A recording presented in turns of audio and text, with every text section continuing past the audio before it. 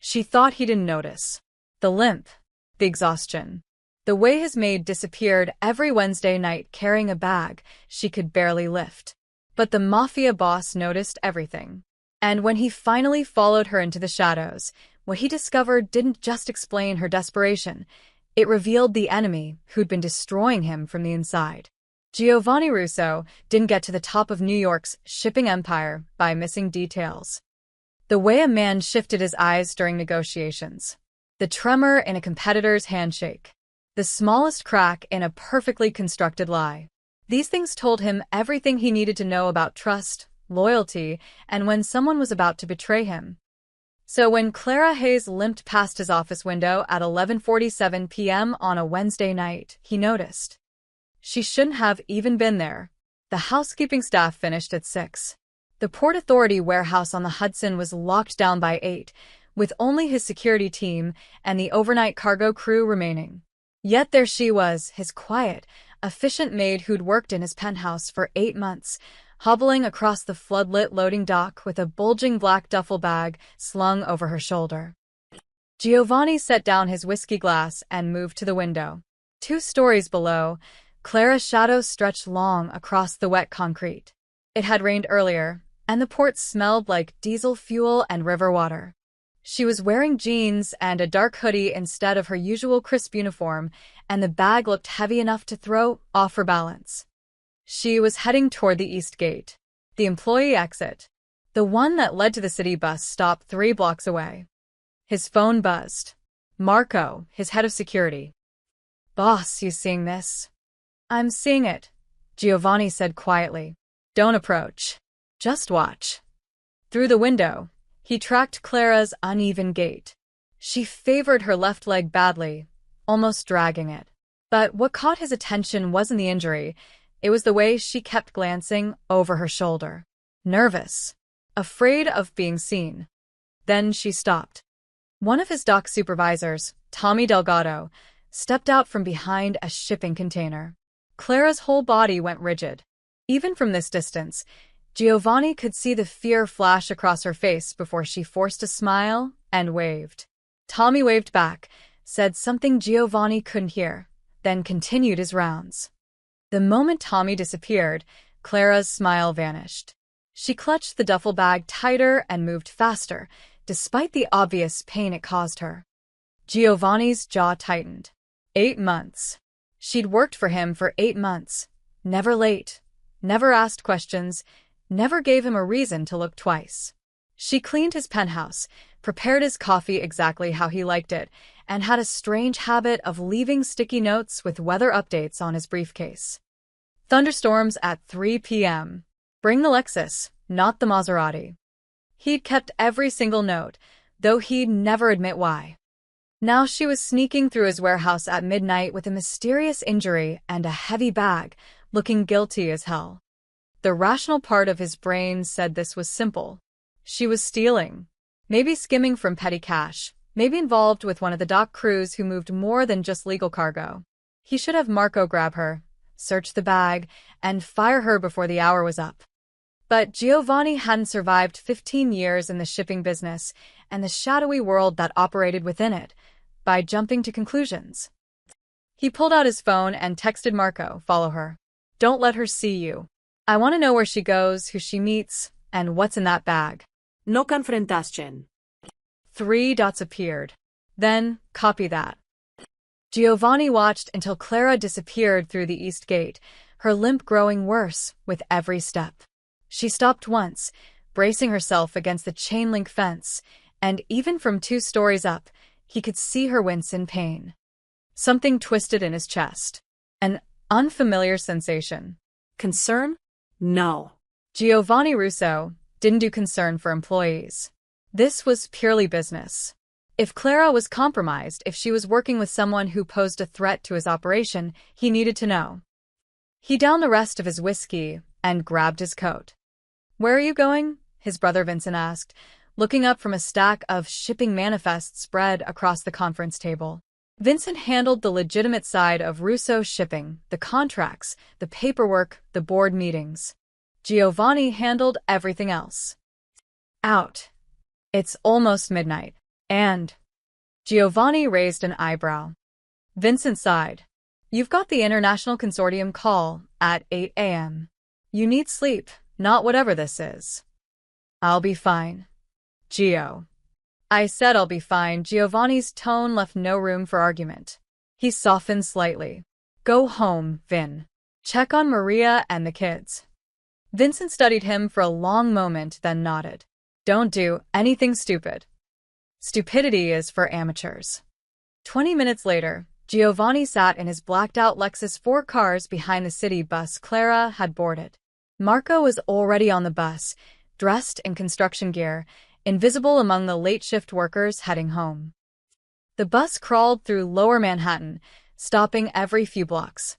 Clara never looked up from her phone, but her hand stayed clenched around that duffel bag like her life depended on it. Giovanni's phone buzzed. Marco again. She's getting off at South Street, near the old fish market. South Street. That part of the waterfront had been his father's territory 20 years ago, before the legitimate business took over. Now it was mostly abandoned warehouses and the kind of bars where people minded their own business. The bus stopped. Clara climbed off, moving slowly, painfully. Giovanni hung back, watching through tinted windows as she limped down a side street between two condemned buildings. Then two men stepped out of the shadows. Giovanni's hand moved to the pistol in his glove compartment. Old habits, but he stopped when he saw Clara's reaction. She didn't run. She didn't scream. She walked right up to them, set down the duffel bag, and unzipped it. Even from a distance, Giovanni could see the cash. Stacks of it. One of the men, tall, muscular, dockworker build, took the money and counted it quickly. The other disappeared into the warehouse and emerged seconds later with someone else. A young man, maybe 25, stumbling and weak. His shirt was soaked with blood. Clara rushed to him, wrapping her arms around him despite his weight, nearly knocking her over. She was crying now. Giovanni could tell by the way her shoulders shook. The injured man said something. Clara nodded, pulled bandages from her coat pocket, and began wrapping his midsection right there in the alley while the two dock workers watched. Giovanni's mind raced, piecing it together. The limp wasn't hers. She'd injured herself carrying that bag. The money, the blood, the secret of meeting. This wasn't theft. This was desperation. His phone lit up with a message from Marco. Boss, those two men, they're on our watch list. Connected to the Bianchi smuggling operation. The kid's name is Luca Hayes. He's her brother. Giovanni stared at the screen, then back at the alley where Clara was now helping her brother walk, supporting most of his weight, while the smugglers melted back into the shadows. Clara Hayes wasn't stealing from him. She was trying to save someone. And somehow, that made everything infinitely more complicated. Giovanni didn't go home that night. Instead, he sat in his office at the warehouse, 3 empty espresso cups on his desk, watching Marco's surveillance footage on repeat. The grainy video showed Clara meeting the same 2 men at South Street for the 3rd time in 2 weeks. Always Wednesday nights. Always with cash. Always checking on her brother. How much has she given them? Giovanni asked. Marco pulled up a spreadsheet on his tablet. Based on the bag sizes and our estimates, somewhere between 15 and 20,000 over the last 2 months. Maybe more before we started tracking. $22,000. On a maid's salary of $35,000 a year. Where's she getting the money? Second job at a diner in Queens. Waitressing 6 nights a week. She also sold her car last month. Marco scrolled through bank records that Giovanni definitely shouldn't have had access to. Maxed out 2 credit cards. Borrowed $5,000 from a payday loan place in Brooklyn at 30% interest. Giovanni's expression darkened. She's destroying herself, financially. For a guy who got himself into this mess, Marco added. You want me to keep digging into the brother? Everything. I want to know what he ate for breakfast 3 months ago. By dawn, Giovanni had the full picture, and it was worse than he'd thought. Luca Hayes, 24 years old, former NYU dropout with a philosophy degree and $60,000 in student debt. No criminal record, but plenty of bad judgment. 6 months ago, He'd taken a job with a private freight company that promised $1,500 a week cash for overnight dock work. No questions asked. The company was a front for Vincenzo Bianchi's smuggling operation. Luca had lasted 3 weeks before a container load went wrong. Someone had tipped off customs, agents had swarmed the dock, and in the chaos, Luca had been crushed between 2 shipping containers trying to run. Broken ribs, internal bleeding, a shattered hip. The kind of injuries that required surgery and months of recovery. Bianchi's people had dumped him at a clinic in New Jersey with fake papers and a message. The medical bills were his problem, and he still owed them for the lost merchandise from the botched job. $50,000 plus interest. Pay up or disappear. Clara had been paying ever since. She's been keeping him hidden in that warehouse on South Street, Marco continued, showing Giovanni photos from overnight surveillance. The smugglers check on him twice a week. They're not killing him because Clara keeps paying, but the debt keeps growing. She'll never get out from under it. Giovanni stared at a photo of Clara sleeping on a cot next to her brother, her work uniform still on, exhausted from her double shift. Her face looked 10 years older than her 28 years. The smugglers, Giovanni said carefully. They're using my containers. It wasn't a question. Marco nodded grimly. We've suspected for weeks that someone's been piggybacking on our legitimate shipments. Small stuff, electronics, prescription drugs, nothing that would trigger a full inspection. But it's been screwing with our customs clearances. 3 delayed shipments last month alone. And Bianchi. He's funding the whole operation. We intercepted some financial transfers between his logistics company and shell accounts tied to those dock workers. He's using our routes to move contraband while making us look sloppy to the consortium. Giovanni's hands curled into fists. Vincenzo Bianchi had been a thorn in his side for 5 years, always a step behind, always trying to undercut Russo Shipping's contracts, always whispering poison to the International Shipping Consortium about Giovanni's questionable business practices. The irony was Giovanni had gone completely legitimate 3 years ago. His father's old empire had dealt in everything from weapons to stolen art, but Giovanni had dismantled it piece by piece, building something clean, something that could last. And now Bianchi was using his own network to move dirty cargo while framing him as incompetent. Pull the footage from our warehouse cameras for the last 3 months, Giovanni ordered. I want to see everyone Clara talked to every time she came through that gate. If she's been accessing areas she shouldn't. Boss, Marco hesitated. I already checked. She never went near the cargo zones. Never touched anything except the executive offices she's assigned to clean. Whatever her brother did, she's not part of the smuggling. Then why was she at my warehouse last night? Marco pulled up a new video. This one showed Clara 2 weeks ago, during her normal shift, standing outside Giovanni's office door. She'd raised her hand to knock 3 times but never did. Each time, she'd pulled back, pressed her forehead against the wall, then walked away. She was going to tell you, Marco said quietly. She wanted to ask for help, but she chickened out. Giovanni watched the footage again. The defeat in Clara's posture. The shame. The fear. She'd been suffering alone for months, trapped in an impossible situation, and she'd been too afraid to tell him. Why? Because he was Giovanni Russo, the cold, calculating shipping magnate who fired people for being 5 minutes late. The man whose reputation was built on ruthlessness and control. She thought he wouldn't care. The realization bothered him more than it should have. What do you want to do? Marco asked. We could pay off the debt. 50 grand is nothing to us. Get her brother out. Send them both somewhere safe. No. No. Giovanni stood, buttoning his suit jacket. Paying the debt solves Clara's problem. It doesn't solve mine. Bianchi is using my infrastructure to run his operation, which means he's got people inside my company. I need to know who, and I need leverage. So we use the girl?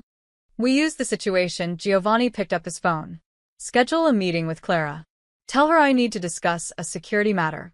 And Marco. Yeah, boss. Make sure she knows she's not in trouble. Not yet. Marco Esmirquez. You're going soft. I'm being strategic. There's a difference. But as Giovanni left his office, passing by Clara's sticky note on his desk, cold front coming. Wear the wool coat, he wondered if Marco might be right. Clara knew she was finished the moment she saw the email. Report to Mr. Russo's office at 9 a.m. Security matter. Her hands trembled as she read it again on the bus ride to work. Security matter. That could only mean one thing, they knew. Somehow, Giovanni Russo had found out about the warehouse visits, about Luca, about everything. She thought about running, getting her brother, and disappearing into some small town where men like Russo and Bianchi couldn't find them. But Luca could barely walk, and she had $43 in her checking account.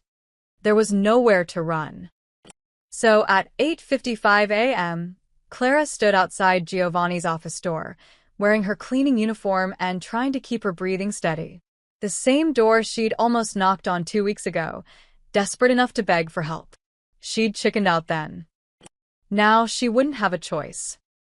Marco opened the door. He's ready for you. The office was exactly as she'd left it yesterday. Immaculate mahogany desk, floor-to-ceiling windows overlooking the port, the faint smell of expensive cologne and coffee. Giovanni stood with his back to her, hands clasped behind him, watching cargo ships being loaded in the distance. Sit down, Clara. His voice was calm. Too calm. Clara had learned that the quieter Giovanni Russo spoke, the more dangerous he became. She'd seen him fire 3 executives last month without raising his voice once. She sat, gripping the armrests to stop her hands from shaking. Giovanni turned around.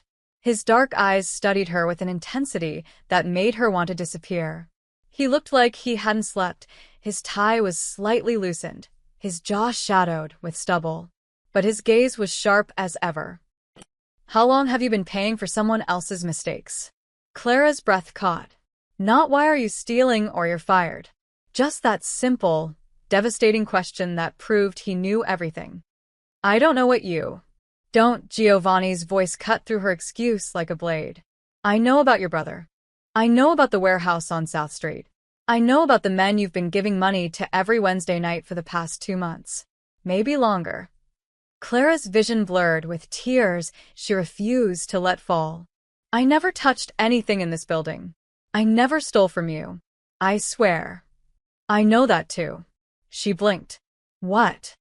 Giovanni moved to his desk, pulling up something on his computer and turning the screen toward her. Security footage. Her, standing outside this very office, hand raised to knock, pulling away in defeat. You wanted to tell me, he said. Why didn't you? Clara stared at her own image on the screen, small, scared, ashamed. Because I knew what you'd say. That it's not your problem. That I should have been smarter. That people like me don't matter to people like you. Something flickered in Giovanni's expression. Is that what you think of me? I think you're a businessman, Mr. Russo. You make decisions based on profit and loss. My brother's dead is a loss. I'm just the maid, her voice cracked. I'm replaceable.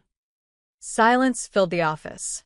Giovanni sat down across from her, leaning back in his chair, studying her like she was a puzzle he couldn't quite solve. How long have you been paying for someone else's mistakes? He asked again, softer this time. Clara met his eyes. She was going to lose everything anyway. Might as well tell the truth. Until it's paid in full. Even though your brother got himself into this mess? Even though he chose to work for criminals? He's 24 years old.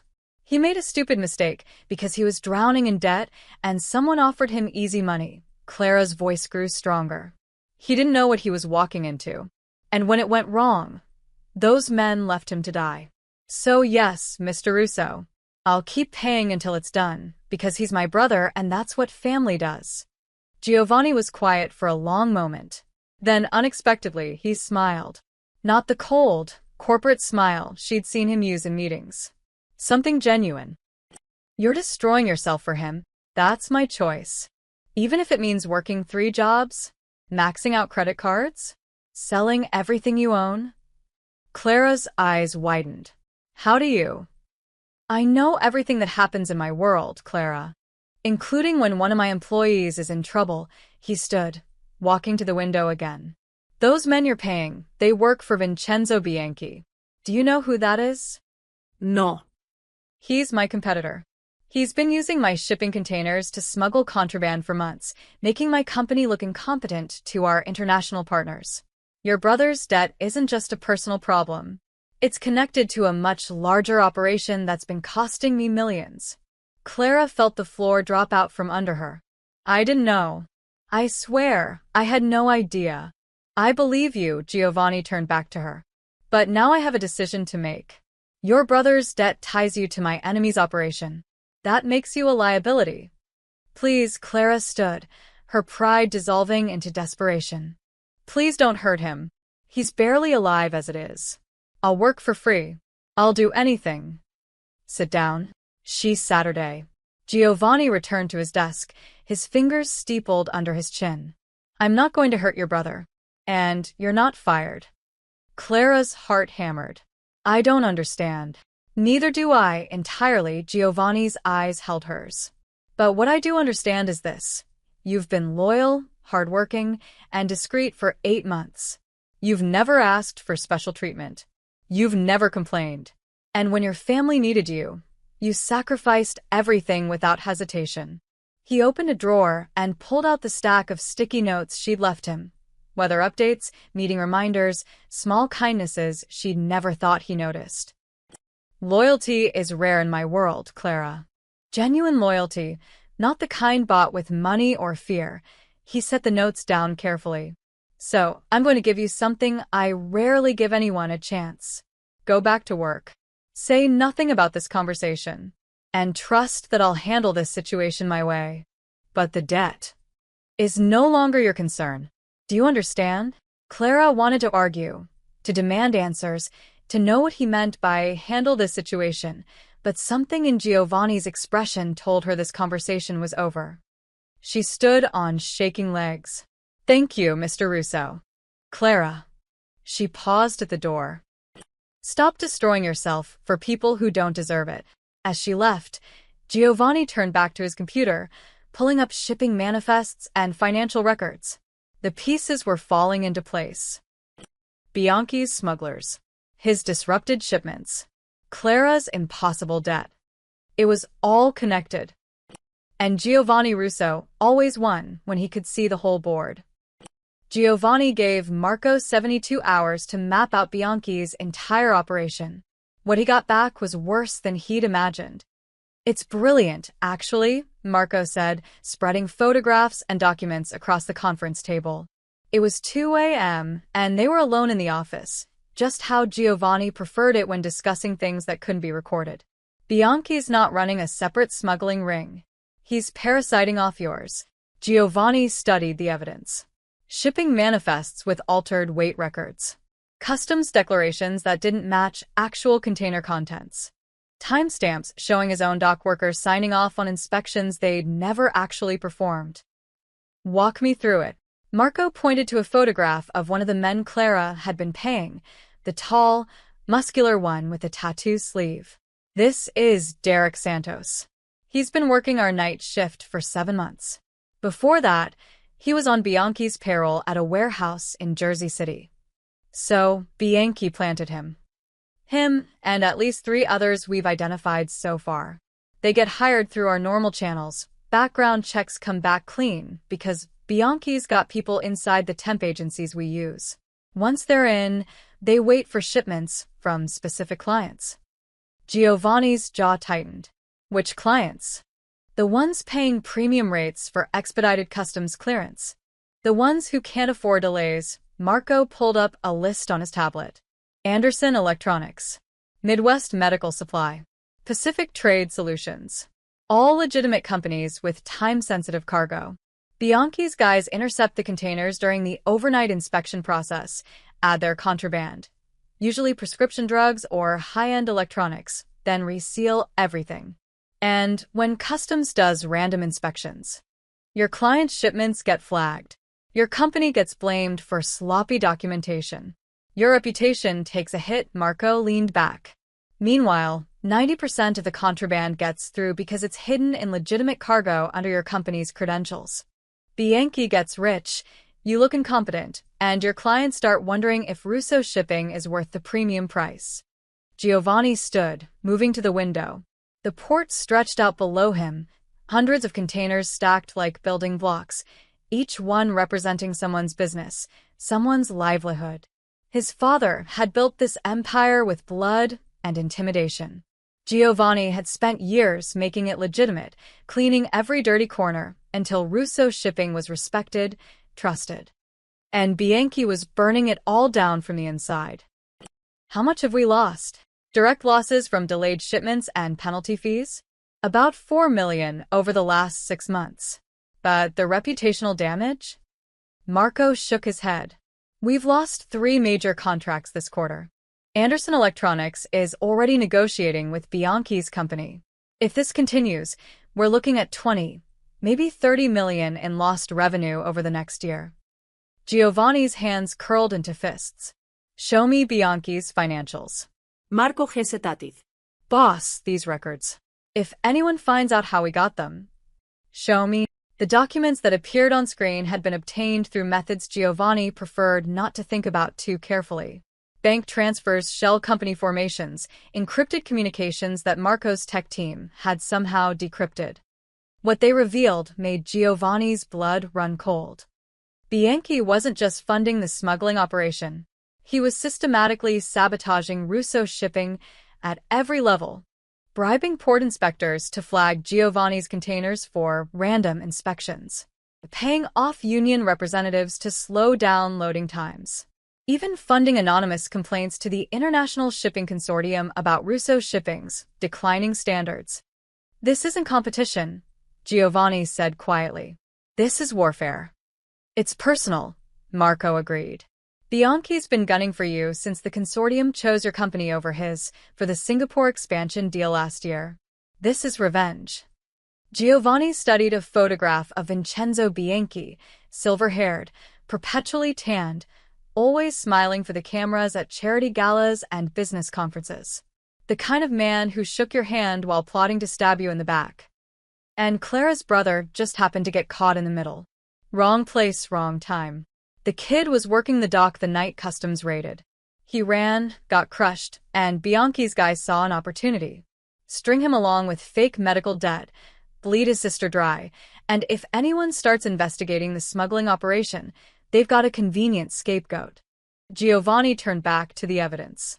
His mind was already working through scenarios, calculating moves and countermoves like a chess game.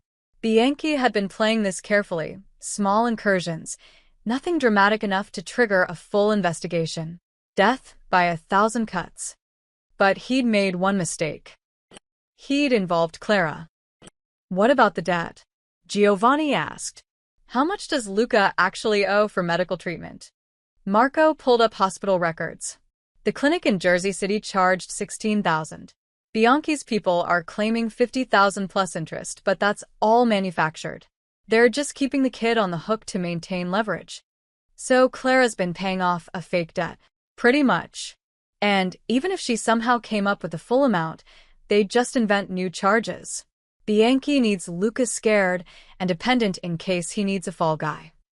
Giovanni was silent for a long moment, his mind working through the implications. This wasn't just about Clara anymore. This was about his company, his reputation, and the legitimate empire he'd spent years building. Bianchi thought he could hide behind shell companies and planted employees, slowly strangling Russo shipping while maintaining plausible deniability. He'd underestimated Giovanni's willingness to fight dirty when necessary. I want complete surveillance on all of Bianchi's planted workers, Giovanni said. Every conversation, every movement, every transaction. I want to know what they eat for breakfast. Already in progress. Pull records on every shipment they've touched for the last 6 months. I want documentation of every piece of contraband, every falsified manifest, every bribe. That'll take time. You have a week, Giovanni turned to face Marco. And I want eyes on Bianchi himself. Where he goes, who he meets, what he's planning next. But Marco. Absolute discretion. If he suspects we're onto him, he'll burn the evidence and disappear. Marco nodded slowly. What about the girl? Giovanni thought about Clara, about her determination to save her brother despite impossible odds. About the way she'd looked at him in his office, scared but defiant, ready to sacrifice everything for family. Keep her close. I want her at the mansion, not her apartment. She'll ask questions. Tell her it's for her safety. Tell her we're investigating the men who threatened her brother. Tell her whatever she needs to hear. Giovanni's voice hardened. But keep her away from that warehouse on South Street. If Bianchi's people think she stopped paying, they might panic. And if she refuses, she won't. Giovanni picked up one of Clara's sticky notes from his desk. Heavy rain tonight. The west parking lot floods. Small observations. Quiet care. The kind of attention that came from actually giving a damn. She wanted my help, Giovanni said quietly. Now, she's going to get it, whether she likes it or not. Clara knew something was wrong when Giovanni's driver picked her up from the diner at midnight. Mr. Russo wants you at the estate, the driver said, holding open the door of a black Mercedes.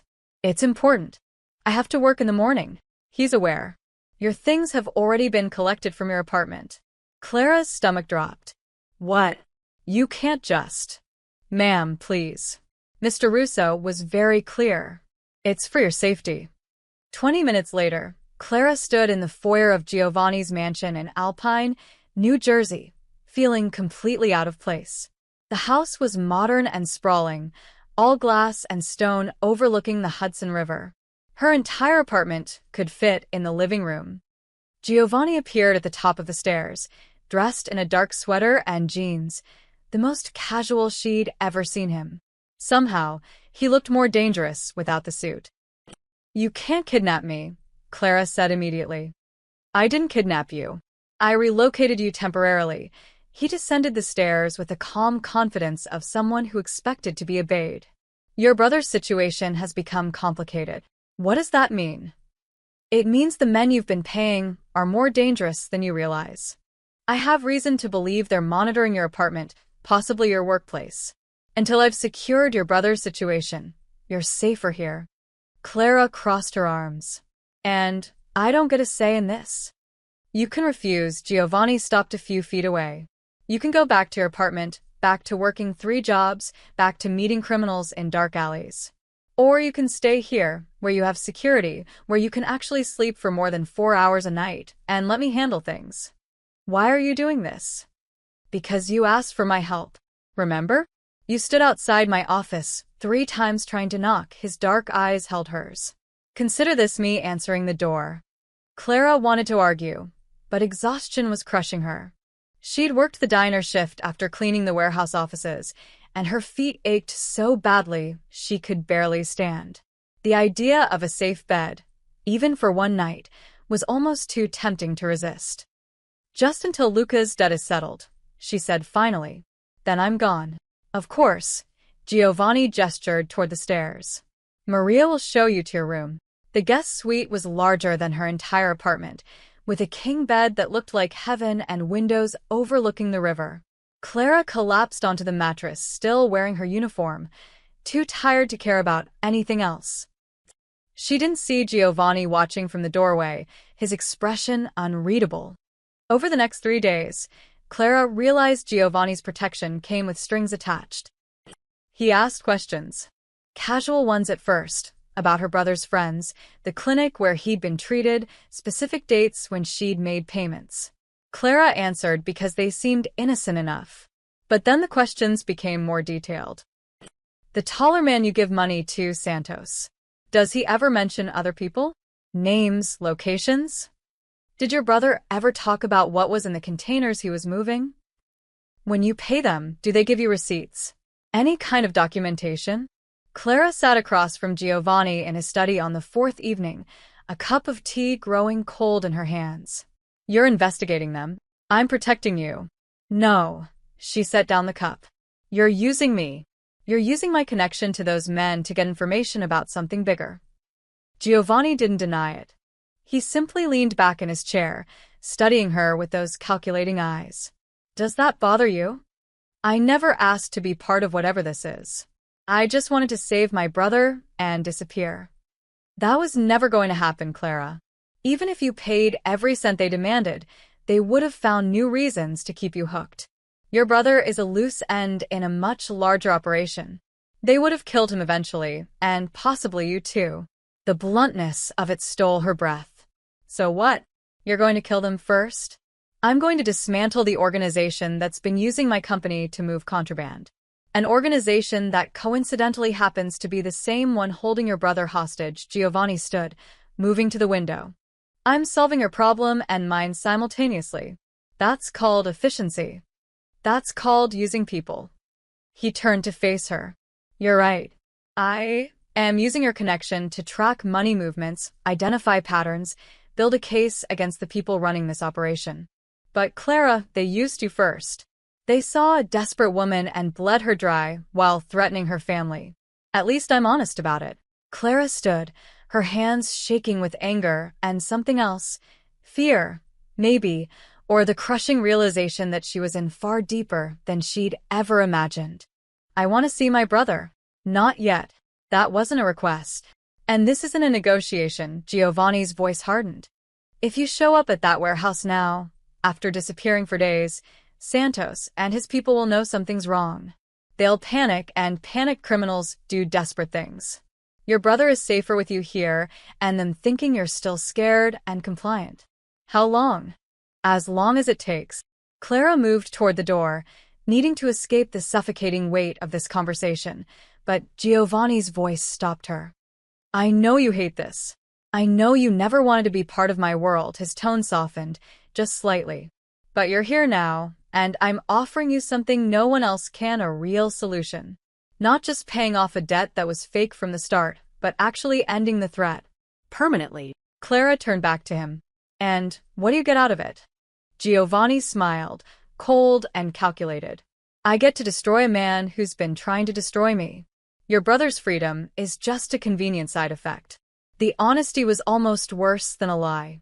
At least a lie would have let her pretend Giovanni cared about something other than his vendetta. She left without another word, climbing the stairs to her borrowed room, feeling like a prisoner in a gilded cage. Behind her, Giovanni returned to his desk, pulling up financial records Marco had just sent over. Transaction patterns between Santos's accounts and Bianchi's shell companies. Payment schedules that corresponded exactly with Clara's Wednesday night meetings. She was the perfect tracker, leading them right into the heart of Bianchi's operation. And she had no idea how valuable she really was. Giovanni ignored the small voice in his head that whispered he was no better than the criminals he was hunting. This was business. Nothing more. He'd almost convinced himself it was true. It happened on the 7th night. Clara had spent the day watching Marco's team install new security cameras around the estate, listening to Giovanni take conference calls about shipping routes and customs delays, seeing the way he looked at her, like she was a chess piece he was trying to figure out how to use next. She'd had enough. At 10 p.m., she walked into his study without knocking. Giovanni was at his desk, surrounded by documents and laptop screens, a glass of whiskey beside him. He looked up, surprised but not displeased. You need something? You're using me. Giovanni set down his pen slowly. We've had this conversation. No, we talked around it. Now I'm stating it directly. Clara moved closer to the desk, her fear buried under weeks of exhaustion and anger. Every question you ask, every time you keep me here instead of letting me see Luca, every single thing you've done since that morning in your office, it's all been about your investigation. Not about helping me. Not about protecting my brother. It's about you getting what you need to take down Bianchi. Is that what you think? Giovanni's voice was dangerously quiet. I know it. I'm not stupid, Mr. Russo. I've watched you manipulate people for 8 months. I've seen how you operate. You identified a useful resource, me, and you're exploiting it. That's what you do. That's who you are. Giovanni stood, the movement so sudden it made Clara step back. But she held her ground as he rounded the desk, stopping close enough that she could see the flash of genuine anger in his eyes. You want the truth? Fine, his voice was cold as winter steel. Yes, I'm using your connection to Santos and his people to track money flow. Yes, I'm keeping you here because your presence in that warehouse would compromise my investigation. Yes, everything I've done has been calculated to serve my interests. But let's talk about you, Clara. What about me? You used your entire life to save a man who doesn't deserve it. The words hit her like a physical blow. Clara's breath caught, tears burning her eyes, but Giovanni didn't stop. Your brother made a choice. A stupid, selfish choice to work for criminals because he wanted easy money. When it went wrong, instead of facing consequences, he hid while you destroyed yourself trying to fix his mess. $22,000. 3 jobs.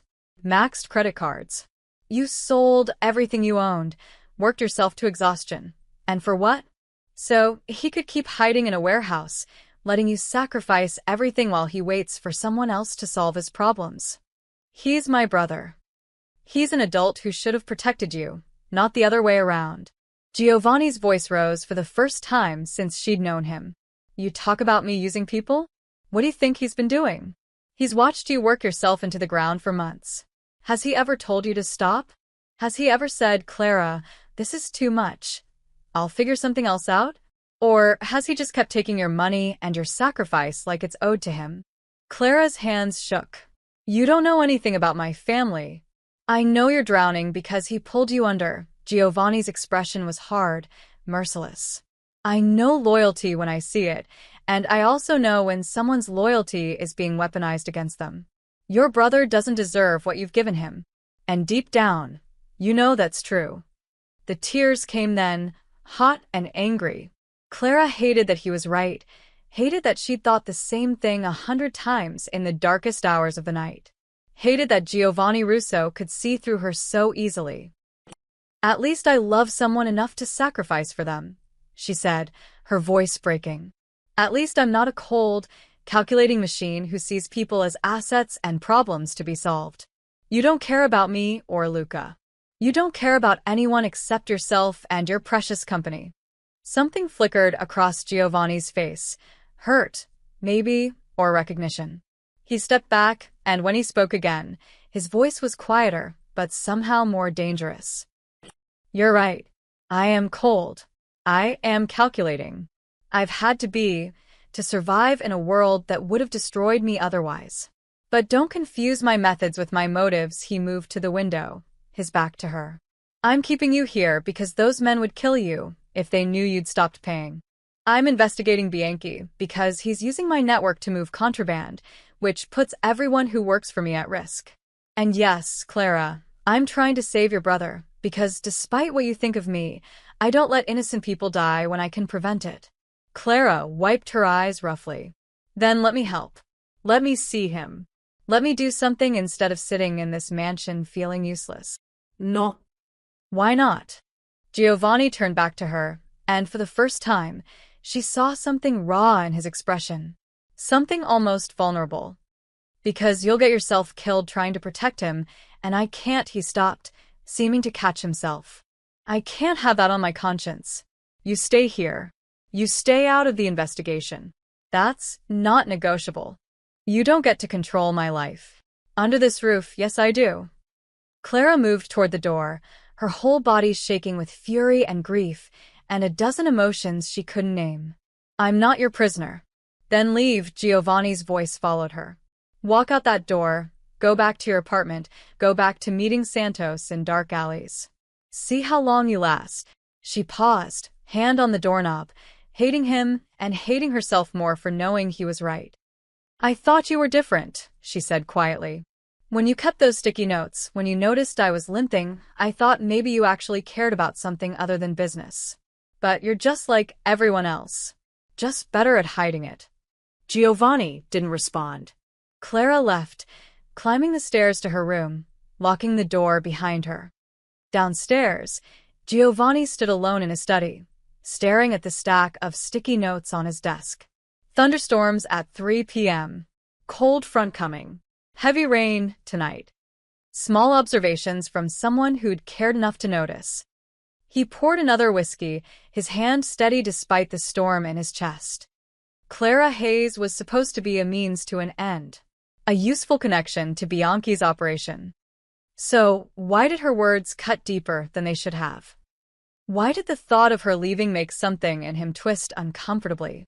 Giovanni drained the glass and returned to his work. There would be time for feelings after he'd won. Giovanni didn't speak to Clara for 3 days after their fight.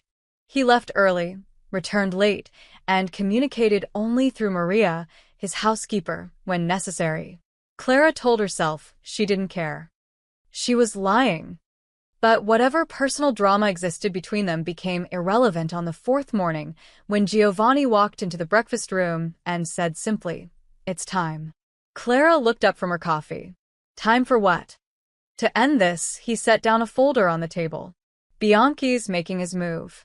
We're going to let him think he's won. Over the next hour, Giovanni laid out a plan so intricate it made Clara's head spin. He'd spent the last 72 hours constructing an elaborate trap, and every piece was finally in position. "We've created a fake shipment," Marco explained, pulling up documents on his tablet. On paper, it's a high-value cargo container coming from Singapore: electronics, medical equipment, pharmaceutical supplies. Total declared value, $8 million. But it's not real? Clara asked. Oh, the container's real. The cargo inside is real. But it's worthless. Outdated equipment we bought from liquidation sales, generic drugs that cost us pennies. Giovanni's eyes glinted with cold satisfaction. What makes it valuable is the paperwork. He spread documents across the table. Shipping manifests, customs declarations, insurance certificates, all perfectly legitimate on the surface. But woven throughout were subtle red flags designed to attract exactly the wrong kind of attention. "We've made it look like we're trying to hide something," Marco continued. "Weight discrepancies in the documentation. Unusual routing through 3 different ports. Payment from a shell company with vague ownership records. To anyone looking for contraband opportunities, this looks like a smuggler's dream. High-value cargo with sloppy documentation and a shipper who can't afford scrutiny." Clara began to understand. "You want Bianchi's people to think you're moving something illegal." "Exactly." Giovanni leaned back. "We've made sure Santos and his crew know about the shipment. One of our compromised dock workers accidentally left the manifest where they could photograph it. By now, Bianchi knows there's a vulnerable container arriving at our port in 48 hours. What's actually inside?" Clara asked. "Besides the worthless cargo." Giovanni smiled.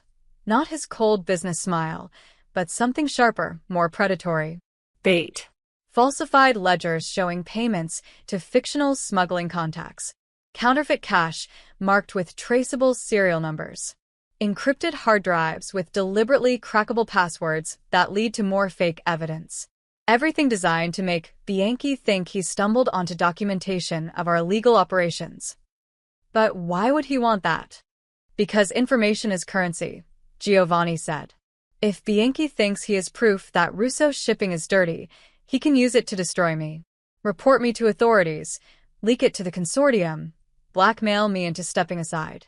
He'll take the bait because it gives him exactly what he's been trying to achieve, my complete downfall." Marco pulled up a map showing the port layout. "The container arrives tomorrow night. We've arranged for unexpected delays in the inspection schedule, leaving it unsecured for approximately 3 hours. That's when Bianchi's people will make their move. And you'll catch them? Better." Giovanni's voice was ice cold. "We'll let them take everything. Let them think they've won. Then we track where the evidence goes, who touches it, and most importantly, how Bianchi tries to use it." Clara stared at the documents, her mind racing. This is insane. What if something goes wrong? What if they realize it's a trap? They won't. We've made everything too tempting, too perfect.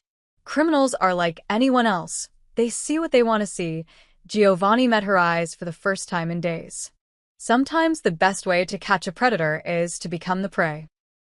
The container arrived at 11:47 p.m. on Wednesday, right on schedule. Clara watched from Giovanni's office as the massive steel box was unloaded from a cargo ship and placed in the secured inspection area. From this distance, it looked like any other container, Anonymous, unremarkable. Giovanni stood beside her, phone in hand, coordinating with Marco and his security team positioned throughout the port. Hidden cameras covered every angle. Tracking devices had been sewn into the falsified documents. Even the bills of counterfeit cash had microscopic RFID chips. "Are you sure they'll take the bait tonight?" Clara asked. Santos is scheduled for night shift. He knows about the inspection delays. If Bianchi wants this, it has to be tonight before the container goes through official customs processing tomorrow. Giovanni checked his watch. Give them 2 hours. 2 hours turned into 3. Clara had almost given up when Marco's voice crackled through Giovanni's earpiece. Movement. East side. 2 individuals approaching the container. Giovanni pulled up the camera feed on his laptop. Clara leaned in, recognizing Santos immediately, his distinctive tattoo sleeve visible even in the dark. The second man was shorter, stockier, with a limp that reminded her painfully of Luca. They worked quickly and professionally. Lock cutters. A tablet scanning for security tags. Within minutes, they'd opened the container and disappeared inside. "They're downloading files from the hard drives," Marco reported, taking photographs of the ledgers. "They've found the cash. Are they taking it?" Giovanni asked. "Negative. Too risky. They're just documenting everything." Marco paused. "Wait." Santos is on his phone. "Can we get audio?" A technician's voice came through. "Patching through now." Static, then Santos's voice, distorted but audible. "Exactly what you said would be here. Russo's entire operation documented. This is big enough to bury him." A second voice responded, one Clara didn't recognize. Cold. Authoritative. "Photograph everything. We move tomorrow. Bianchi wants this delivered to the consortium board by Friday." "What about the Hayes situation?" "Leave it. Once Russo goes down, no one will care about one kid and his debt. We'll handle loose ends after." The call ended. Clara felt ice in her veins. Leave it. Handle loose ends after. They were talking about Luca. About her. Giovanni's expression remained perfectly controlled, but his jaw tightened almost imperceptibly. "Keep tracking them. I want to know every step between here and Bianchi's hands." Over the next 4 hours, they watched as the photographs and documents made their way through a chain of contacts. Santos to a courier. The courier to a finance office in Midtown. The office to a luxury apartment on the Upper East Side, Bianchi's private residence. Marco's team tracked every movement, every transaction, every person who touched the evidence. By dawn, they had a complete map of Bianchi's operation from the port workers all the way to the top. "He's planning to present this to the consortium on Friday," Marco confirmed. "He's scheduled an emergency session citing serious concerns about Russo Shipping's business practices." Giovanni stared at the surveillance photos of Bianchi and his apartment, holding the falsified documents like they were made of gold. The man was smiling. Triumphant. "Let him have his moment," Giovanni said quietly. "Let him feel like he's won. Let him walk into that meeting thinking he's about to destroy me." Clara looked at him. "And then?" Giovanni's smile was colder than winter. "Then I show the consortium exactly who the real criminal is. With documentation they can't dispute and evidence they can't ignore. But those documents are fake. You created them. The documents about my supposed crimes are fake. But the trail showing Bianchi's smuggling operation, his bribes, his systematic sabotage of my company, that's all very real." Giovanni closed his laptop. "I didn't just set a trap, Clara. I built a bridge that leads directly from Bianchi to every illegal act he's committed for the last 6 months. And he walked across it voluntarily." For the first time since their fight, Clara saw the full scope of Giovanni's intelligence. This wasn't just revenge. It was surgical precision. "What happens to Santos? To the others?" "That depends on what they do next," Giovanni said. "But their boss is finished. And once Bianchi falls, his entire organization collapses with him." Including, Clara realized, the debt that had trapped Luca. 2 more days, Giovanni said, looking out at the sunrise over the port. 2 more days and this ends. Clara wanted to feel relieved. Instead, she felt afraid of what Giovanni Russo could do when he set his mind to destroying someone. And grateful it wasn't her. Giovanni didn't wait for Friday's consortium meeting to make his move. Thursday morning, while Bianchi was celebrating his supposed victory, Giovanni was in a secure video conference with investors across 3 continents. Clara wasn't supposed to be there, but she'd learned Giovanni's door code by watching him enter it. She slipped into the back of his study just as the call began. "Gentlemen," Giovanni said, his voice carrying the weight of absolute authority, "I'm calling in a favor." On the screen, 6 faces. Men who controlled shipping routes, port access, and freight pricing across Asia, Europe, and South America. Men who owed Giovanni Russo in ways that couldn't be written down or spoken about in polite company. Bianchi Logistics has been undercutting market rates for 18 months, Giovanni continued, pulling up financial data. He's been operating at a loss, subsidizing his shipping prices with money from illegal operations. I'm about to expose those operations. When I do, his stock will crash. I need you to make sure it crashes hard enough that he never recovers. One of the men, a gray-haired executive from Singapore, leaned forward. "What are you proposing?" "Coordinated rate adjustments. You control 60% of global freight capacity. If you simultaneously raise rates on routes that compete with Bianchi's core business while lowering them on routes that undercut his secondary markets, you'll create a price war he can't win." "That's market manipulation," another investor said carefully. "That's competitive pricing strategy," Giovanni corrected. "Perfectly legal. Just. Strategically timed." The men exchanged glances. Then one by one they nodded. "How long do you need?" Singapore asked. 72 hours. Start the rate changes today. By Friday, I want Bianchi's stock in free fall. Clara watched in horror and fascination as Giovanni orchestrated a financial assault that would make military strategists jealous. Within hours, shipping rates across the Pacific spiked by 15%, except on routes that directly competed with Bianchi's most profitable contracts. Rates there dropped by 20%. Bianchi's clients started canceling contracts before lunch. Marco burst into the office at 2 p.m. with updates. "It's working." Bianchi's stock dropped 4% in the first hour of trading. His investors are getting nervous. "Not good enough," Giovanni said coldly. "Accelerate Phase 2. Phase 2 was even more devastating." Using shell companies Giovanni had established years ago, his team began simultaneously buying and dumping Bianchi's stock in carefully calculated patterns. To outside observers, it looked like major investors were losing confidence and fleeing. The stock dropped another 8%. But Giovanni wasn't done. "Release the customs reports," he ordered. Marco hesitated. "Boss, if we leak those now, before the consortium meeting, Bianchi thinks he's presenting evidence of my crimes tomorrow.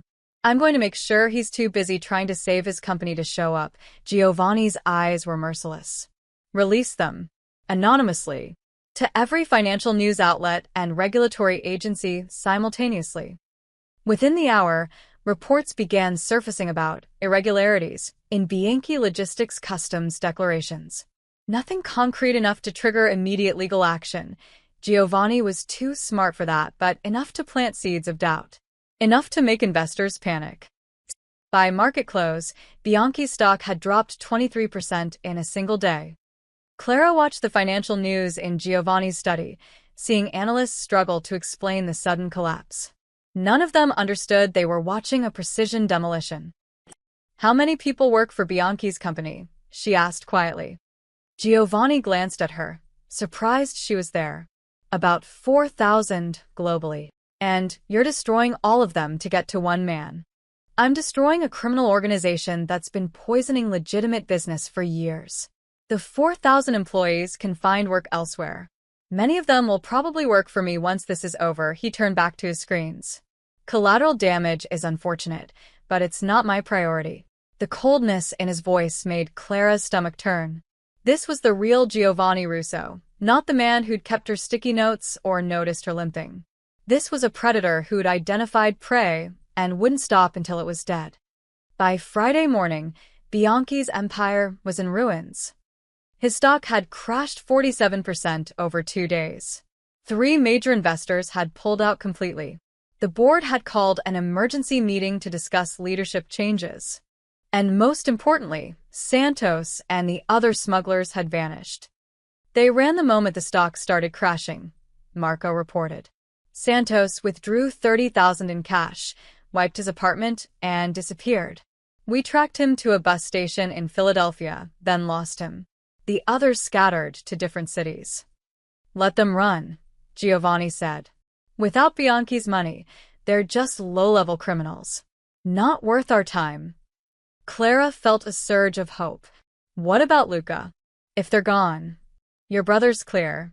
The warehouse on South Street has been abandoned.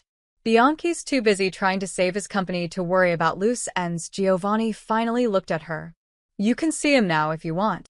The relief nearly knocked her over. Really? Marco will take you. But Clara, Giovanni's voice stopped her at the door. Your brother needs real help. Medical treatment, physical therapy, probably counseling. I've arranged for him to be transferred to a private facility in Connecticut. Everything's covered. Why? The question came out broken. Why are you doing this? Giovanni was silent for a long moment. Because I told you I'd handle it. And I keep my promises. Clara left before the tears could fall, before she could thank him or hate him or feel any of the complicated emotions twisting in her chest. That afternoon, Giovanni walked into the International Shipping Consortium headquarters in Manhattan, wearing a perfectly tailored suit and carrying a briefcase full of evidence. Bianchi was already there, looking haggard. His confident smile had been replaced with barely concealed panic. The fake documents about Giovanni's supposed crimes sat on the table in front of him, his last desperate play. Shall we begin? The consortium chairman asked. Bianchi stood, preparing to present his evidence, to expose Giovanni as a criminal and save his crumbling empire. Giovanni just smiled and opened his briefcase. Actually, he said quietly, I think you'll want to hear my presentation first. What happened next would be talked about in shipping industry circles for years. Giovanni Russo didn't just defend himself. He annihilated his enemy with such precision that even the consortium board looked uncomfortable watching it. Clara found Luca in a hospital room overlooking the Connecticut countryside, and for the first time in months, he looked alive. Not just surviving, actually alive. His color had returned. The pain lines around his eyes had softened. Clean bandages covered his torso instead of the dirty wrappings she'd been applying in that freezing warehouse. And 4 drip fed nutrients into his arm, and monitors beeped steadily, reassuringly. He was asleep when she arrived. Clara stood in the doorway, her hand pressed to her mouth, tears streaming down her face. A nurse appeared beside her. You must be Clara. He's been asking for you. How long has he been here? 3 days. Mr. Russo's team brought him in Monday night. He's had surgery to repair the damage from his original injuries. They'd healed incorrectly, causing chronic pain. Dr. Morrison says with physical therapy, he should make a full recovery. Clara's legs felt weak. 3 days. While she'd been watching Giovanni destroy Bianchi's empire, he'd already moved Luca to safety. Already arranged surgery. Already started fixing everything. She moved to her brother's bedside and took his hand. His eyes fluttered open. Clara? His voice was rough from disuse, but stronger than she'd heard in months. You're really here. I thought I dreamed it. I'm here, she squeezed his hand. You're safe. It's over. The debt. Gone. The men who hurt you are gone. Everything's over. Luca's eyes filled with tears. I'm so sorry. God, Clara, I'm so sorry. I destroyed your life because I was stupid and greedy and... Stop, Clara's voice broke. We'll talk about all of that later. Right now, you're alive, and that's all that matters. But even as she said it, she couldn't shake the feeling that something was wrong. This was too perfect, too clean. Men like Santos didn't just vanish. Debts didn't just disappear. Giovanni had done something, and she needed to know what. She found him 3 hours later at the warehouse, watching cargo operations from his office window. He didn't turn around when she entered. How is he? Awake. Healing, Clara closed the door behind her. What did you do? I arranged medical care. I believe we discussed this. The smugglers, Giovanni, Santos, and the others. Where are they? He finally turned to face her. His expression was carefully neutral. They left the city when Bianchi's money dried up. Criminals rarely stick around when their funding disappears. Did you hurt them? Giovanni's eyebrow raised. Why would I need to? Financial pressure accomplished everything I needed, but Clara had spent months watching people lie. She'd gotten good at reading the spaces between words.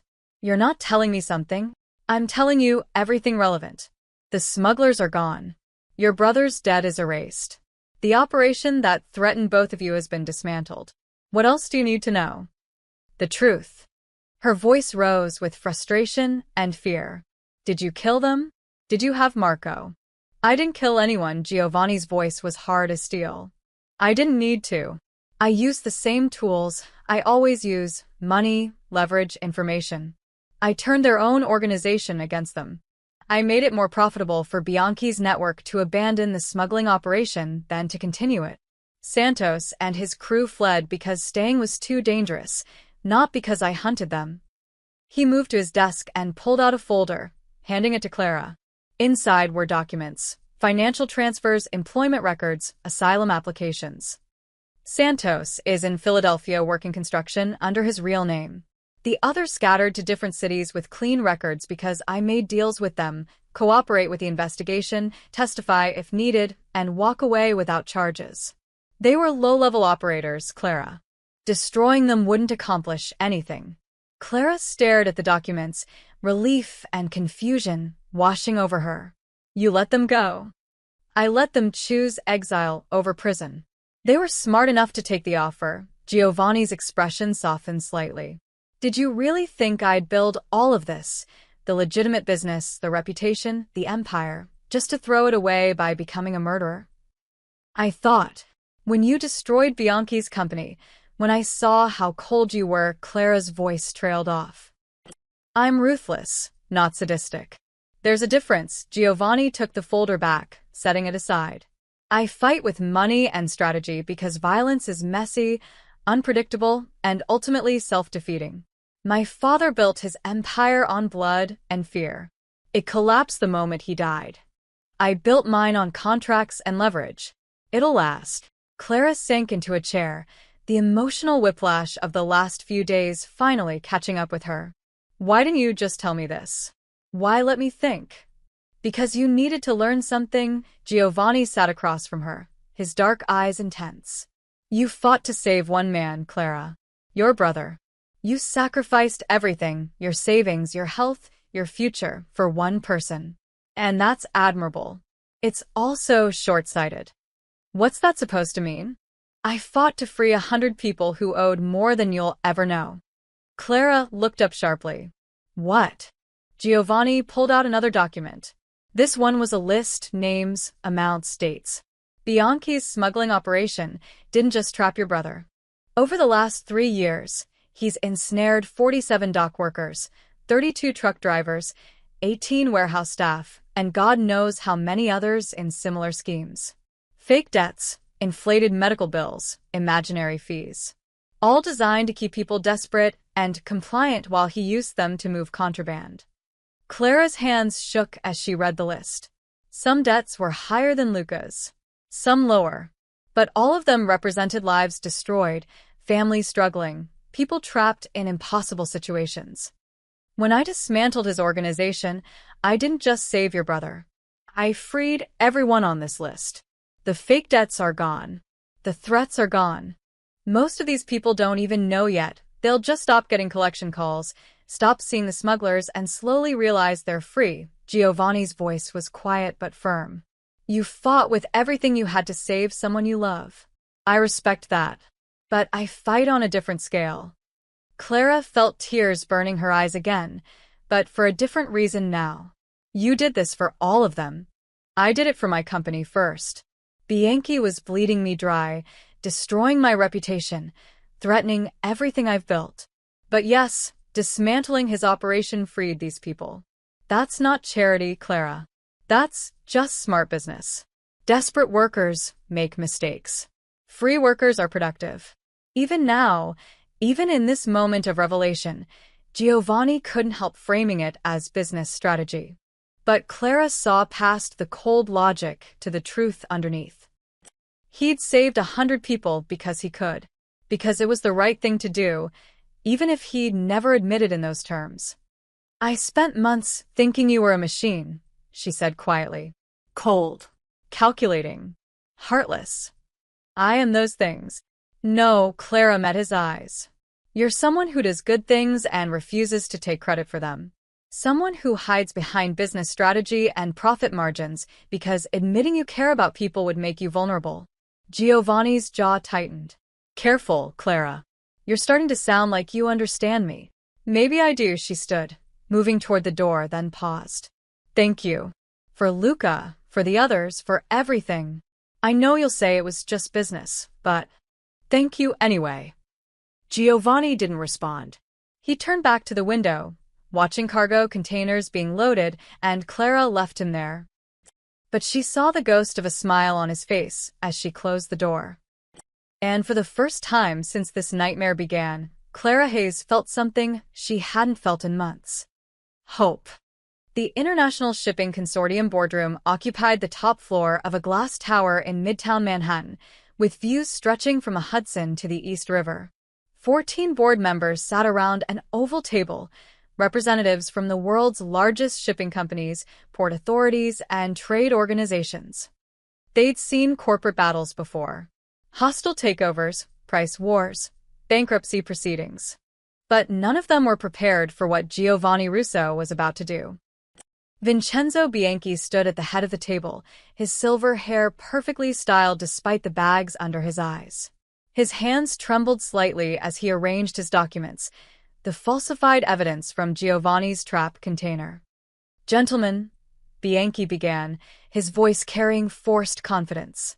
I've called this emergency session because I've discovered evidence of serious criminal activity within Russo Shipping. Evidence that threatens the integrity of this entire consortium. He activated the presentation screen, displaying photographs of the fake ledgers.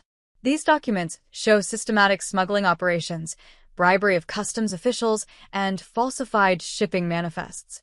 Giovanni Russo has been using his company as a front for. Those are forgeries. Giovanni's voice cut through the room like a blade. He hadn't moved from his seat, hadn't raised his voice, but every eye turned to him. Bianchi's face flushed. Excuse me? They're forgeries. Deliberately created and planted in a container designed to lure your smuggling operation into revealing itself. Giovanni stood, moving to the presentation controls with casual authority. May I? The consortium chairman, a stern-faced woman named Margaret Chen from the Singapore Port Authority, gestured for him to proceed. Mr. Russo, you'll have your chance to respond. But Mr. Bianchi called this meeting. With fabricated evidence obtained through illegal means, Giovanni connected his own laptop to the screen. I'll save everyone time. The documents Mr. Bianchi is presenting came from a container that arrived at my port Wednesday night. A container I specifically designed to trap the smuggling ring that's been sabotaging my operations for 6 months. He pulled up surveillance footage. The screen showed Santos and another man breaking into the container, photographing documents, making phone calls. That's Derek Santos, Giovanni continued. A former employee of Bianchi Logistics who was planted in my company 7 months ago. The man with him is Michael Torres, also on Bianchi's payroll. These men have been using Russo shipping containers to move contraband while sabotaging my legitimate shipments.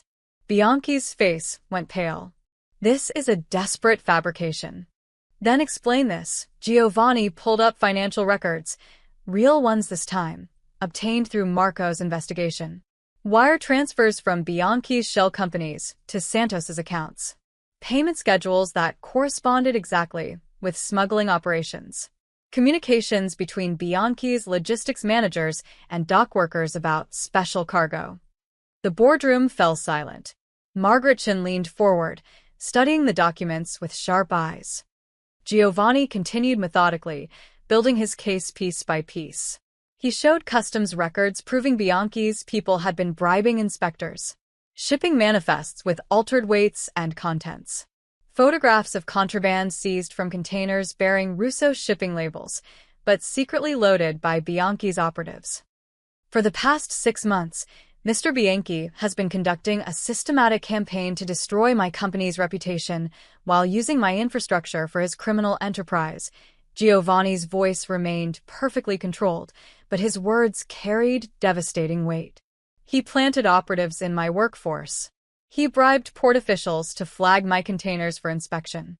He moved contraband using my shipping routes, then ensured I took the blame when customs found irregularities. He pulled up the stock market data from the past week. When his operation began to unravel, Mr. Bianchi attempted one final gambit, presenting forged evidence to this board in hopes of destroying me before his own crimes came to light. Unfortunately for him, I've documented everything. Bianchi stood abruptly. These allegations are preposterous. I demand. You demand nothing. Margaret Chen's voice was ice. Sit down, Mr. Bianchi. For the next hour, Giovanni systematically dismantled Vincenzo Bianchi's empire. He presented testimony from dock workers who'd been coerced into participating. Financial analysis proving Bianchi had been operating at a loss, subsidizing his shipping rates with smuggling profits.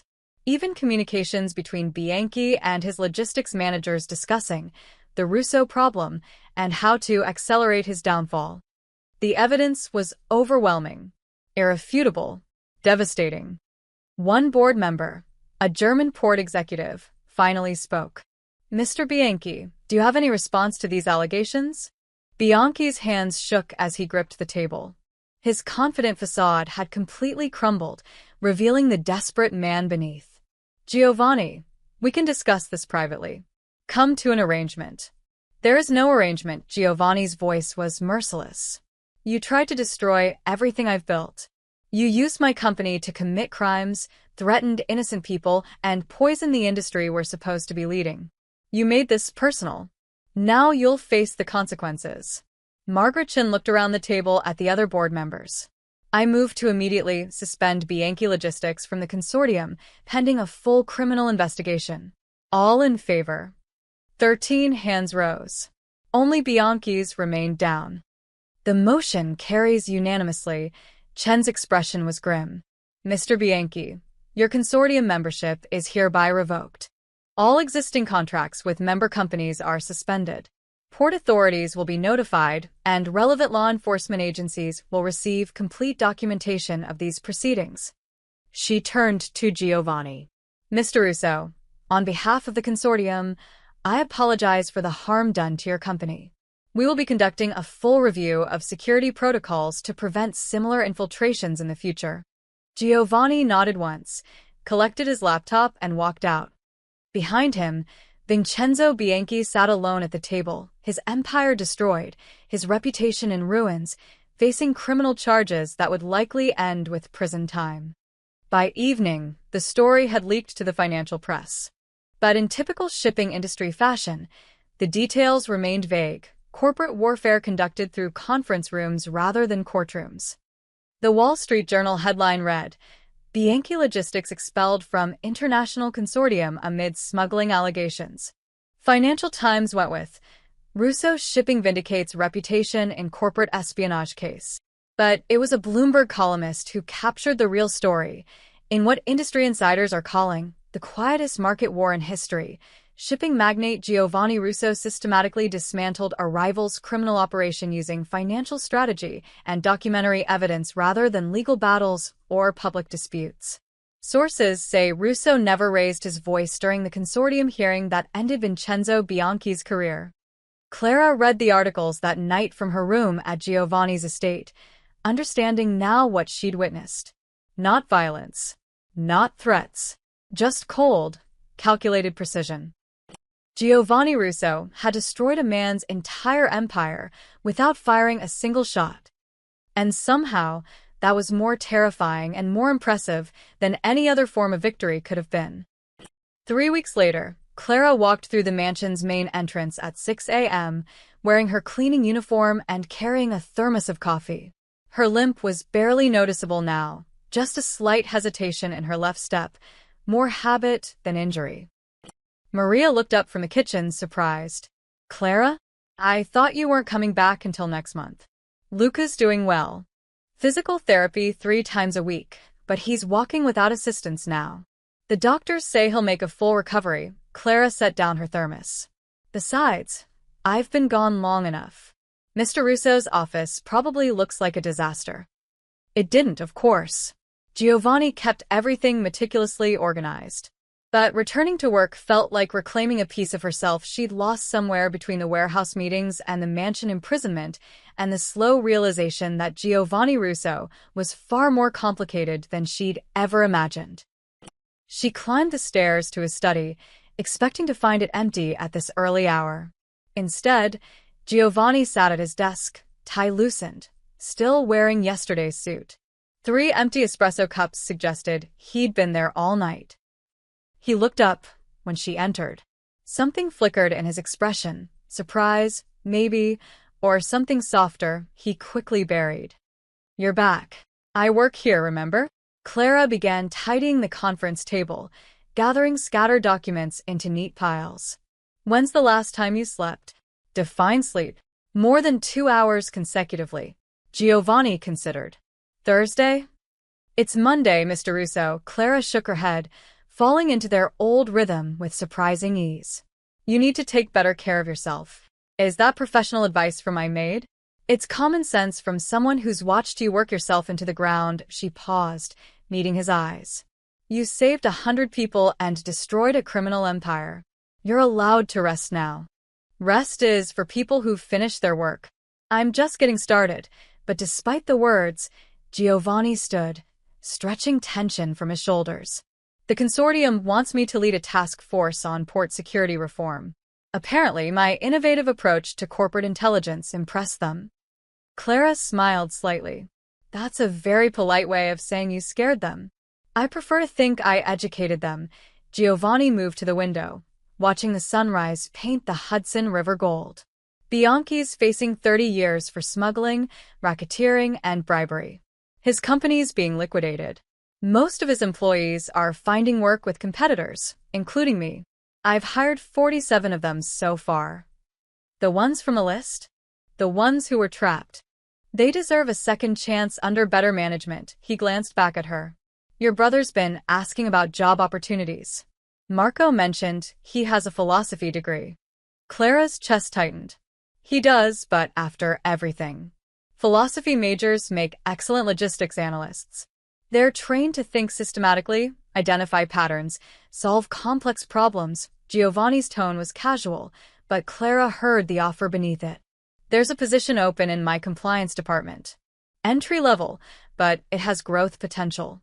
If he's interested." "You're offering my brother a job?" "After what he did.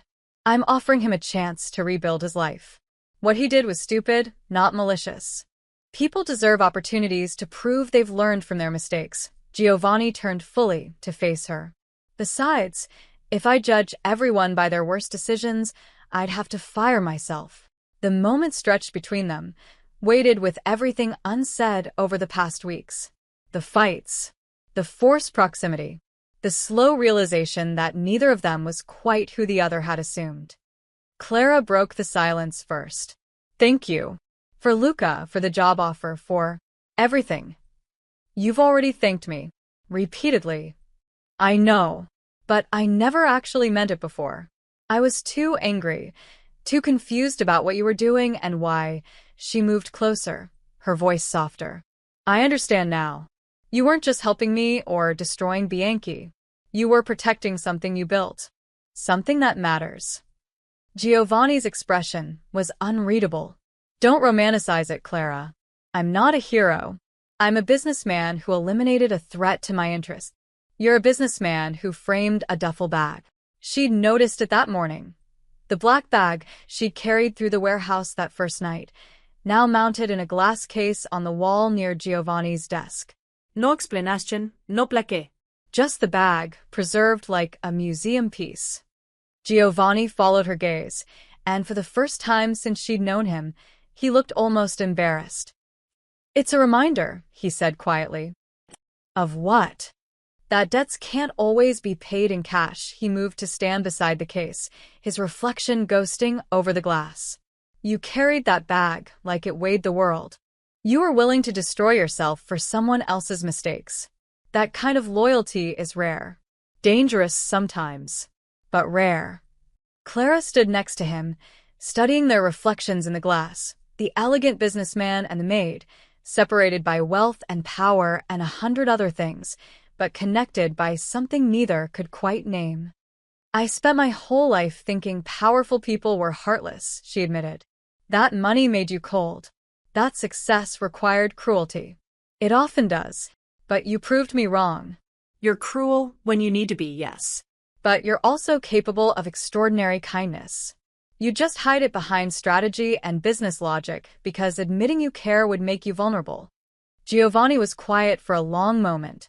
Then, unexpectedly, he smiled, genuinely smiled, not the cold corporate version but something real and slightly sad.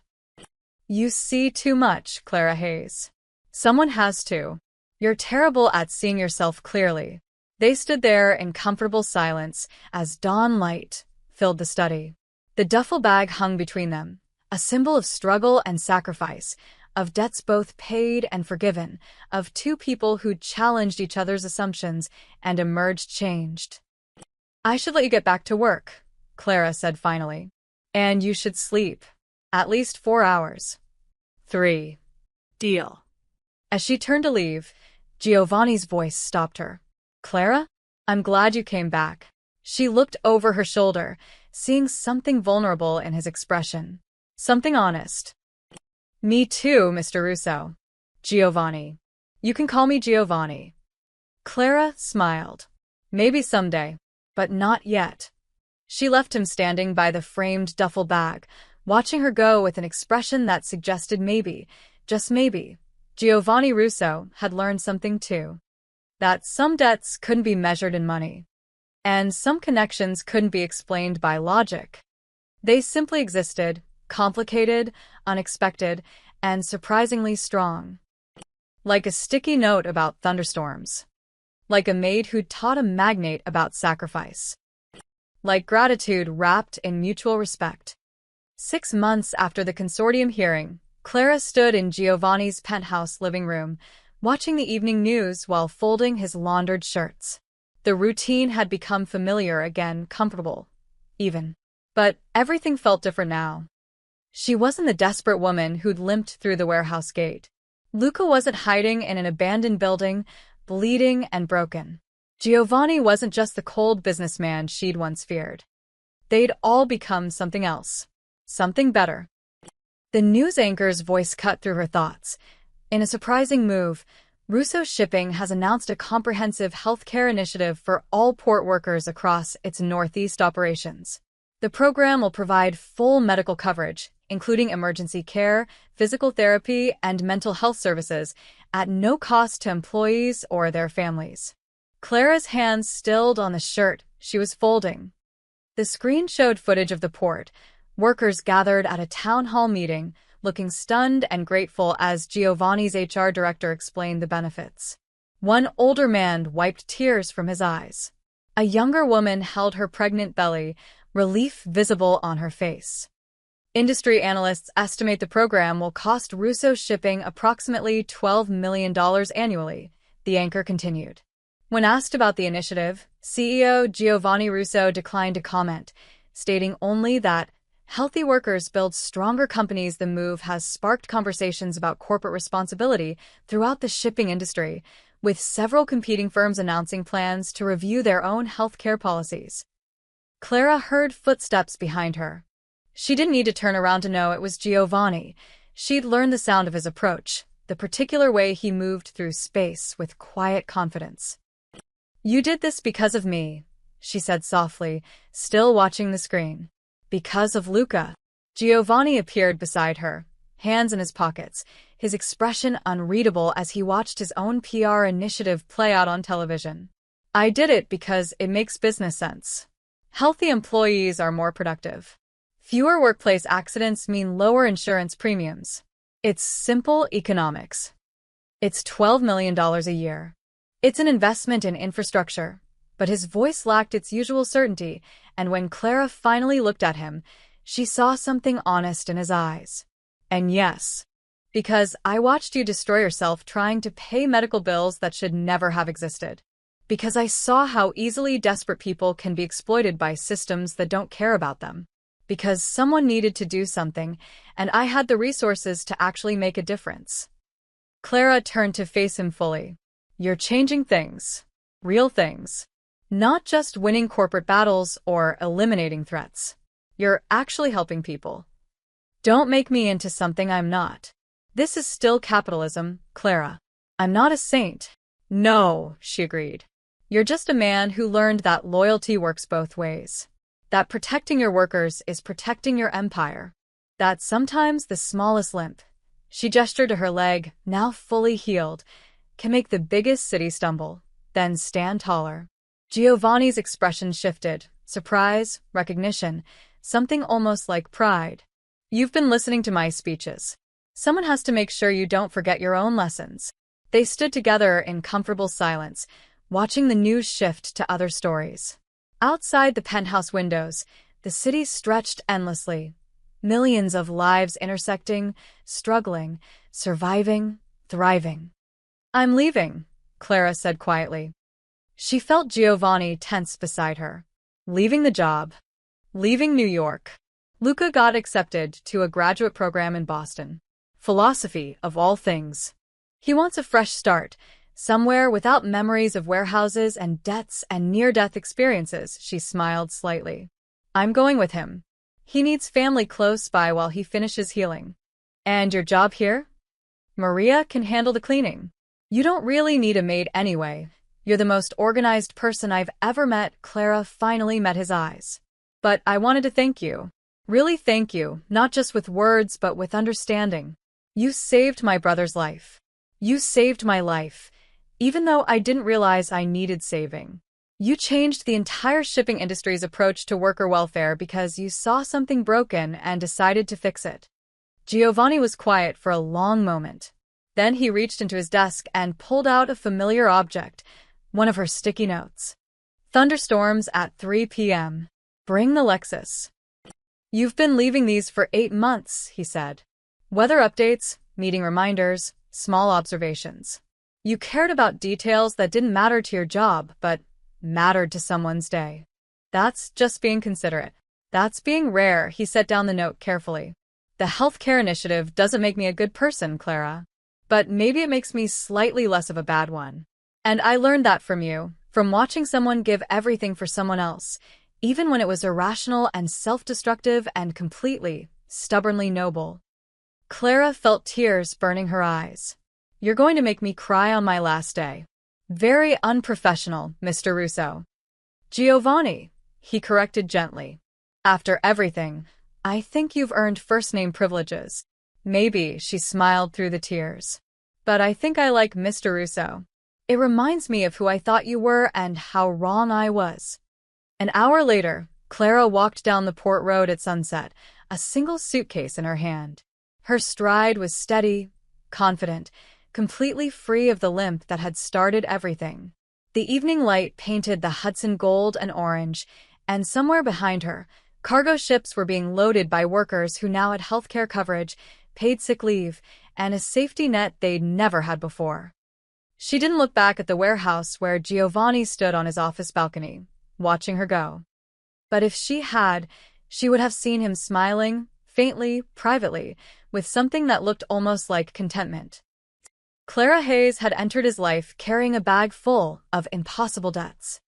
She left having changed everything. And Giovanni Russo, the cold businessman who'd built an empire on logic and strategy, understood something he'd never quite grasped before. Sometimes the most valuable investments couldn't be measured in profit margins or stock prices. Sometimes they were measured in the steady, confident stride of a woman walking toward her future, finally free. Sometimes they were measured in the quiet reforms that changed thousands of lives. Sometimes they were measured in sticky notes about thunderstorms and the mutual respect between two people who challenged each other to become better. The sun set over the port, and Giovanni finally turned away, returning to his office where a framed duffel bag hung on the wall, a permanent reminder that the smallest moments could trigger the biggest changes. And that debts of gratitude, unlike financial ones, could never truly be repaid. Only honored, only remembered, only carried forward into whatever came next.